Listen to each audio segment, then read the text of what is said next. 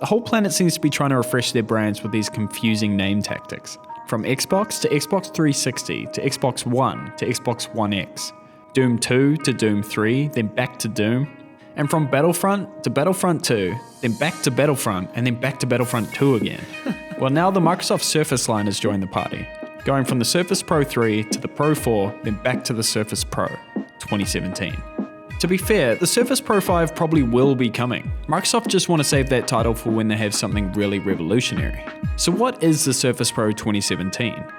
Well, even though Microsoft may not want to call this the Surface Pro 5, it does include some subtle but important upgrades over last year's Surface Pro 4. The outside looks much the same, which is great. That brushed metal casing is not only strong, but also looks high quality too. The corners seem to be a little more curved now, which feels better to hold in the hands. And the iconic kickstand can now be lowered to an even further 165 degrees, which is handy for anyone wanting to use this computer for drawing. As for the specs, you can pick your new 7th gen processor, ranging from an Intel M3 to a Core i5 or even a Core i7. For RAM, you have the options of 4 gigs to 16, and for storage, you can go for solid-state drives from 128 gigs to 1 terabyte, with the 1 terabyte option being in the NVMe ultra-fast flavor. The model we have here is the Core i5 with 8 gigs of RAM and a 256 gig SSD, which I say would be the sweet spot for most out there. If you do want those Iris Pro graphics for doing more graphical stuff, or even some minor gaming, you might want to upgrade to their i7. Something cool is the M3 and i5 models are now fanless, which is pretty sweet if you're looking for a completely silent computer. Another awesome upgrade is the extra 4.5 hours battery life you get over the previous model, bringing the total up to 13.5 hours of video playback. The display is still the same, which isn't a bad thing at all. A 12.3-inch pixel sense display with a massive pixel per inch count of 267, and it's bright enough to handle direct sunlight. You should all know by now that the screens on these things are awesome, super rich and super clear. And of course, Microsoft gives us that much loved 3:2 aspect ratio that really shines when looking at web pages or documents. The Surface Pen has also received some new upgrades. Microsoft are now claiming it's the fastest digital pen on the planet, with only 21 milliseconds of latency, 496 levels of pressure sensitivity, which is twice the amount of last year's pen, and now supports tilt shading, which is some really awesome upgrades. Unfortunately, we haven't received our new pen for testing yet, so we'll have to look more into this once it arrives. The only disappointing factor is along with the type cover, the pen is also now sold separately.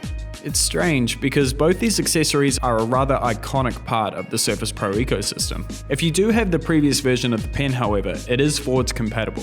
And the new pen is also backwards compatible if you don't want to have to buy a whole new computer but you do want the new better pen.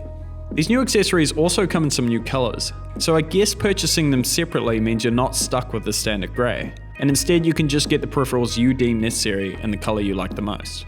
Now the I/O seems to have been overlooked with this revision. We get the same mini DisplayPort, Surface Connect, full-size USB 3, and a microSD card slot. The lack of Thunderbolt 3 or USB-C just feels a little dated for your brand new computer, but it depends on your use case whether this is a big deal or not.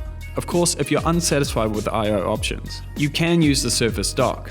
As you may have guessed, it is sold separately as well. But if you're planning to use the Surface as part of a workstation, this is a handy addition, as it gives you access to a bunch more USB ports, Ethernet, and a couple of display ports. This all connects through one connection, which makes it easy to transition from your full workstation in the office to your portable machine on the go. The coolest thing about these machines is this is full Windows. You have access to all the programs you need, and with these processor and GPU upgrades, everything just runs even smoother than it did before.